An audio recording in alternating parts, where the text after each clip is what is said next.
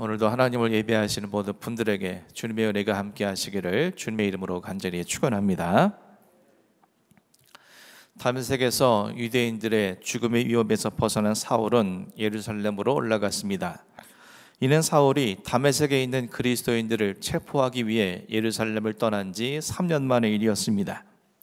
하지만 지금의 사울은 3년 전 사울과 전혀 다른 사람이었습니다. 3년 전의 사울은 눈에 비늘을 뒤집어 쓴 채 만몰의 허상에 속아 살아가는 어리석은 사람이었습니다.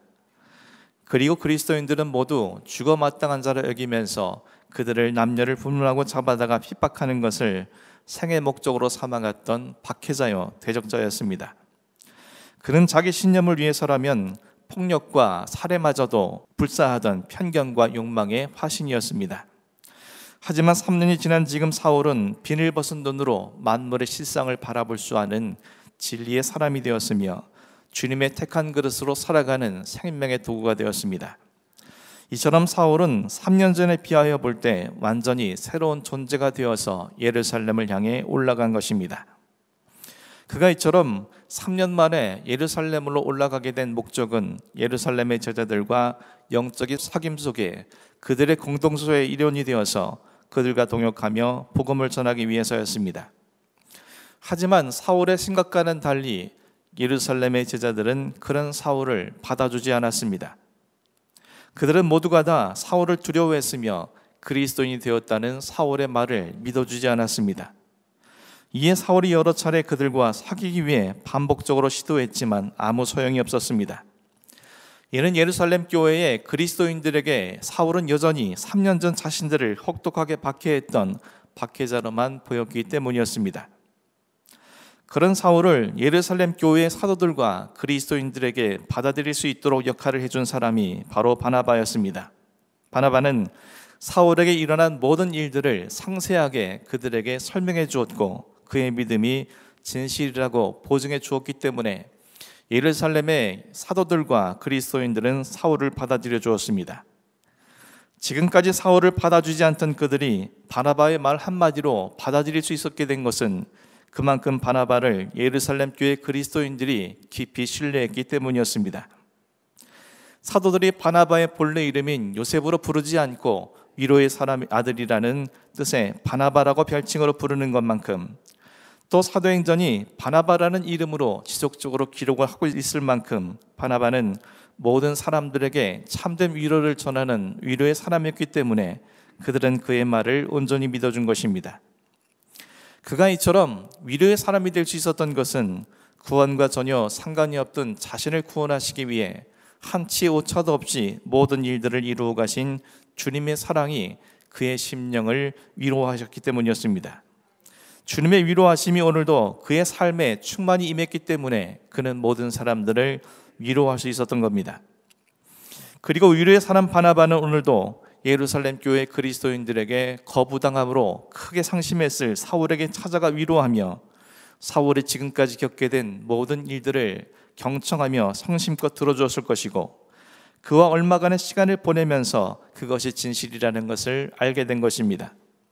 이에 바나바는 사울을 사도들에게 데리고 가서 그에게 일어난 일들을 상세하게 설명해주고 또한 그의 믿음이 진실이라는 것을 보증해 주므로 자신들이 깊이 신뢰하는 바나바의 말이었기에 예루살렘의 그리스도인들은 그를 받아주게 된 겁니다.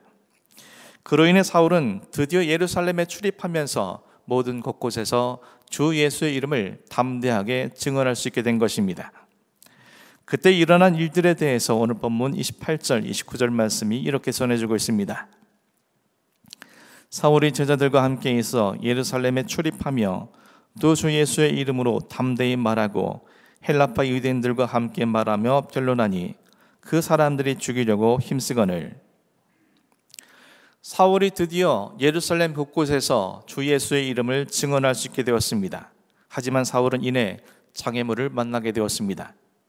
예루살렘에서도 사울을 죽이려는 사람들이 생겨나게 된 것입니다. 오늘 본문 속에 힘쓰다라는 말을 원어 성경에서는 미완료형으로 기록을 하고 있는데 이것은 그들이 사울을 죽이려는 시도가 계속적이고 집요하게 이루어졌다는 사실을 말해주고 있는 겁니다. 이처럼 사울을 집요하게 계속 죽이려고 했던 사람들이 누구인지 오늘 성경에서는 헬라파 유대인이라고 명시하고 있습니다. 2000년 전의 유대인들은 두 부류로 나뉘었습니다. 하나는 태어날 때부터 이스라엘 땅에서 태어나 거주하며 히브리 말을 모국어로 사용하는 히브리파 유대인과, 반대로 태어날 때부터 해외에서 태어나 거주하면서 당시 공용어였던 헬라어를 모국어로 사용하는 헬라파 유대인으로 구분되었습니다.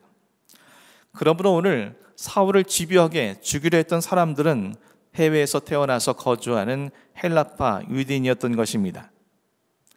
그들이 왜 사울을 죽이려고 했는지 그 사건의 발단에 대해 오늘 본문은 변론, 다시 말해 논쟁 때문이었다라고 전해주고 있습니다. 헬라어를 모국어로 사용하는 헬라파 유대인들은 헬라 철학의 영향을 받아서 무슨 일이든지 논쟁하기를 즐겨했습니다. 역시 헬라파 출신인 사울 또한 논쟁이라면 누구에게도 뒤지지 않는 그런 사람이었습니다. 그런 그들 사이에 사울이 전하는 복음으로 인해 논쟁이 벌어지게 된 겁니다. 하지만 유대교를 신봉하는 헬라파 유대인들의 주장이 아무리 논리정연한다 할지라도 복음을 자신의 온 삶으로 직접 체험하게 된 사울을 이길 도리는 없었습니다. 뿐만 아니라 열혈 유대교인이었던 사울은 그들이 주장하는 모든 것을 이미 간파하고 있었기 때문에, 또한 지난 3년간 구약의 말씀들과 복음의 상관관계에 대해서 깊이 묵상했던 사울을 그들은 이길 수가 없었던 겁니다. 결국 그들은 사울의 논리에 압도당할 수밖에 없었습니다. 그리고 헬라파 유대인들은 만약 유대교를 배신한 이 배교자가 앞으로도 이와 같이 주장을 하고 다닌다면 유대교의 큰 근본이 흔들리게 될 것이라는 염려 속에 그들은 결국 다메섹의 유대교인들처럼 그를 죽이기 위해 집요하게 집착을 했던 것입니다. 이어진 오늘 본문 30절 말씀입니다. 형제들이 알고 가이사랴로 데리고 내려가서 다소로 보내니라. 헬라파 유대인들이 사울을 집요하게 죽이려 한다는 사실이 예루살렘 교회의 그리스도인들에게 알려졌습니다. 그들이 사울을 죽이려 한다는 이 은밀한 사실이 예루살렘 교회 성도들에게 알려지게 된 것은 다메섹에서처럼 주께서 그를 구원하시기 위해 역사하신 결과였습니다. 이에 예루살렘 교회 그리스도인들은 사울을 데리고 가이사랴로 내려간 이후에 그를 그의 고향인 다소로 보냈습니다. 이미 여러 유대인 교인들이 사울을 죽이려 하는 상황 속에서 그가 가장 안전하게 피할 수 있는 것은 그의 가족과 친족 그리고 지인들이 살고 있는 다소가 그에게 가장 안전한 장소라고 생각했기 때문이었습니다. 그리고 갈라디아서 1장 18절에 의하면 사울이 고향 다소로 돌아간 시점에 대해 사도 베드로를 만난 지 보름 만이었더라고 전해주고 있습니다. 바나바의 보증으로 겨우 예루살렘의 일원이 되어서 그 사람들에게 복음을 전할 수 있었던 날들이 구체적으로 얼마인지 알 수 없지만, 그가 베드로를 만난 이후에 보름 만에 내려간다는 것은 그 사역 기간이 얼마나 짧았는지를 우리에게 알게 해줍니다. 사울이 아라비아 광야에서 3년간의 경건의 시간을 보냈던 것이 예루살렘에서 본격적인 사역을 위한 것이었다면, 그의 열정과 노력에 비해 그에게 주어진 사역 시간은 터무니없이 짧은 시간이었던 것입니다. 사울에게 예루살렘에서 하고 싶었던 일들이 얼마나 많았겠습니까? 자신이 교회를 참여하던 예루살렘이고 보면 예루살렘 집집마다 찾아다니면서 자신이 부족했던 예수가 실은 메시아라는 사실을 얼마나 간절히 전하고 싶었겠습니까? 바로 그것을 위해서 사울이 예루살렘을 찾아간 것이 아니었습니까? 그렇지만 사울은 예루살렘에 올라간 지 보름 만에 자신의 꿈을 접고 고향으로 낙향해야만 했던 것입니다. 이를테면 다메섹에 이은 두 번째 좌절이 그에게 찾아온 셈이었습니다. 뿐만 아니었습니다. 지금 사울은 다른 곳도 아닌 자신의 고향인 다소로 내려가고 있습니다. 과거 사울은 유대교 내에서 큰 지도자가 되겠다는 청혼의 꿈을 품고 고향 다소를 떠나 예루살렘으로 상경했을 것입니다.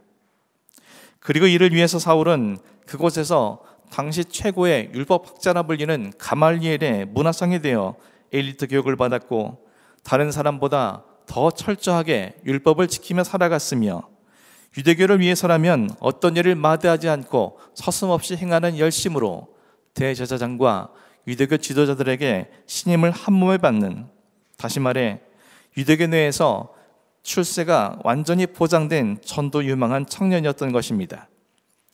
그 청년이 고향 다소로 되돌아간 것입니다.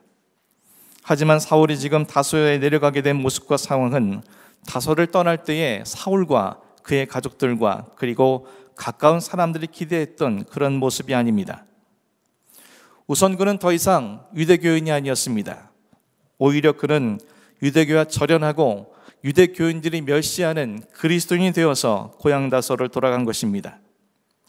이 사실은 여전히 유대교인이었을 그의 가족들과 친족들 그리고 지인들에겐 청천벽력과 같은 소리였을 것입니다.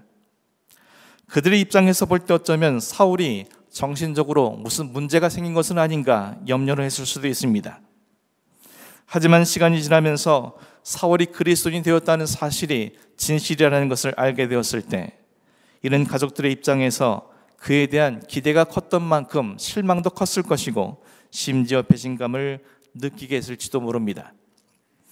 또 사울을 제외한 모든 다소 사람들이 유대교인인 점을 보게 될 때 그들로부터 사울은 유대교를 배신한 배교자로 낙인찍히게 되었을 것이고 어떤 이들은 사울에게 찾아와 조롱과 비난을 퍼부었을 수도 있습니다. 고향 사람이기에 그를 죽이지는 못했겠지만 그들에겐 사울 역시 다른 그리스도인들처럼 배척해야 될 대상에 지나지 않았을 것이고 이에 사람들은 그를 배척하면서 어리석은 바보 내지는 철저한 실패자라고 인식하고 있었을 것입니다. 그리고 갈라디아서 2장 1절 말씀에 의하면 사울이 고향 다소에서 보낸 시간은 총 13년이라고 전해지고 있습니다. 한두 달도 아니고 1년, 2년이 아니라 13년이라는 긴 시간을 가족들의 실망과 분노 그리고 주변인들의 조롱과 비난과 배척 속에 고독한 세월을 보내야만 하는 사울의 심정은 말할 수 없는 고통과 모멸감 속에 살아갈 수밖에 없는 인고의 세월이었을 것입니다. 그럼에도 불구하고 사울이 그곳에서 13년이란 긴 시간을 오롯이 견딜 수 있었던 이유가 무엇인지 사도행전 22장 17절 18절 말씀이 증언해 주고 있습니다. 후에 내가 예루살렘으로 돌아와서 성전에서 기도할 때에 황홀한 중에 봄에 주께서 내게 말씀하시되 속히 예루살렘에서 나가라. 그들은 내가 내게 대하여 증언하는 말을 듣지 아니하리라 하시거늘. 예루살렘에 있는 헬라파 유대인들이 사울을 죽이려 할 때에 사울에게 예루살렘을 떠날 것을 직접 명령하신 분은 바로 주님이었습니다. 주님의 그 명령이 있은 후에 믿음의 형제들이 사울을 가이사랴까지 데리고 갔고 그를 다소로 보내주었던 것입니다. 따라서 사울에게는 주님의 또 다른 명령이 자신에게 임하기 전까지는 다소에게 머무는 것이 자신을 향하신 주님의 뜻이요 주님에 대한 자신의 순종이었던 것입니다. 이것이 사울이 무려 13년이라는 긴 시간을 고향 다소에서 인고의 세월을 보내며 칩거했던 이유였습니다. 사울은 그 13년 동안 좌절하거나 절망하지 않았습니다. 비록 사람들이 자신을 향해서 배교자와 실패자처럼 본다 할지라도 사울은 단 한 번도 자신을 실패자로 간주하지 않았던 겁니다. 만약 사울이 그랬더라면 우리가 아는 위대한 사도 바울이 될 수 없었을 뿐만 아니라 그는 스스로 자기의 목숨을 포기했거나 그는 스스로 폐인의 삶을 살아갔을 것입니다. 사울은 13년 동안 다소에서 철저하게 주님만 의지했습니다. 자신을 이곳에 두게 하신 것이 바로 주님이시기 때문이었고 또한 자신을 살려주시기 위해 진십자가의 제물이 되어주셨던 주님께서 자신의 다소에서의 그 시간들을 통해 자신의 영혼의 불순물들을 제거해 주시고 주님이 쓰시기에 편한 주님의 강한 도구로 세워주시기 위해 역사하셨다는 사실을 그가 확신했기 때문이었습니다. 그리고 마침내 주님의 때가 이르렀을 때 주님께서는 다소에서 사울을 불러내시고 인류의 역사를 새롭게 하는 위대한 사도 바울이 되게 하신 것이었습니다. 사랑하는 성도 여러분, 혹시 여러분 가운데 사울처럼 삶의 장애물을 만나신 분이 있습니까? 그 일로 인해 다소와 같은 곳으로 내려갈 수밖에 없는 상황 속에 처해 계신 분이 계십니까? 혹시 여러분 가운데 물질상의 다소, 건강상의 다소, 가정상의 다소, 인간 관계상의 다소, 수많은 다소 앞에 인생의 여러 어려움 속에 살아가고 계신 분이 계십니까? 혹시 여러분 가운데 인생의 다소에서 가족과 다른 사람들로부터 배교자처럼 실패자처럼 판단받는 가운데 고통 속에 계신 분이 계십니까? 혹시 여러분 가운데 인생의 다소에 내려가 있는 상황 속에서 오랜 시간 나오지 못해 소망을 잃어버리며 살아가고 계신 분이 계십니까? 사랑하는 성도 여러분, 구원받은 그리스도인이라면 누구에게나 어떤 형태로든 인생의 다소가 있을 수 있습니다. 하지만 그때마다 그 인생의 다소를 피하려고만 해서는 안 될 것입니다. 주님께서는 절대로 우리를 상대로 시험하시거나 우리를 괴롭게 하시려고 일하시는 분이 아니시기 때문입니다. 주님께서 우리에게 인생의 다소를 주시는 것은 그 다소를 통해서만 주님께서 주시려는 새로운 미래와 희망의 새말을 맞는 온전한 주님의 일꾼이 될 수 있기 때문인 것입니다. 그러므로 우리는 그 어떤 다소이든 절대로 절망하거나 좌절하지 않고 오히려 그 인생의 다소를 주신 주님께 감사하고 찬양할 수 있는 믿음을 소유해야 하는 것입니다. 비록 그 시간들을 인내하는 것은 참으로 어려운 시간이겠지만 지금 나를 이곳 다소에 보내신 분이 바로 주님이라는 사실을 기억하면서 오직 주님만을 신뢰하며 이 자리 이곳에서만 들을 수 있는 주님의 말씀과 뜻을 찾아가며 날마다 나의 삶을 채워나갈 수 있어야 하는 것입니다. 그래야 할 때만 우리는 사울로 인해 일어나게 된 놀라운 일들을 우리의 삶으로 읽어낼 수 있는 복된 자가 될 수 있는 겁니다. 그래서 사도행전 9장 31절 말씀이 이렇게 증언하고 있습니다. 그리하여 온 유대와 갈릴리와 사마리아 교회와 평안하여 든든히 서가고 주를 경외함과 성령의 위로로 진행하여 수가 더 많아지니라. 그리하여라는 접속사는 지금부터 주어지는 내용들이 앞줄로 인한 결과라는 사실을 의미합니다. 다시 말해서 교회가 평안하여 든든히 서가고 성도의 수가 많아지게 된 원인이 바로 사울이 고향 다소로 데려가 13년이라는 긴 시간들을 오직 주님만을 신뢰하면서 자신의 모든 삶을 위탁하고 주님의 말씀으로 자신의 삶을 채워나가는 동안 주님은 그가 보지 못하는 곳에서 이와 같은 놀라운 역사를 이루신 것임을 오늘 본문은 말해주고 있는 겁니다.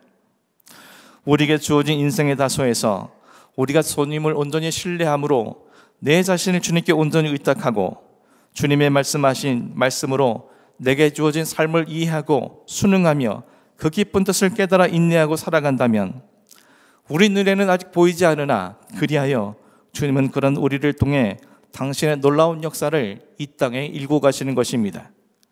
그리고 연약한 우리로 말미암아 주님의 놀라운 역사가 이 땅에 일구어지고 있다라면 믿는 우리에게 그것만큼 더 복되고 영광스러운 일은 없게 되는 것입니다. 사랑하는 성도 여러분, 저 여러분 모두가 사울과 같은 믿음으로 인생의 다소에서 승리의 삶을 살아가심으로 이 복되고 영광스러운 일에 주인공이 되어지는 놀라운 역사가 있기를 주님의 이름으로 간절히 축원합니다. 그리고 그런 여러분으로 인해 그리하여 우리 교회가 더욱더 평안해지고 든든히 서가며 믿는 자의 수가 더 많아지는 놀라운 역사를 이룰 수 있기를 주님의 이름으로 간절히 축원합니다. 기도하겠습니다.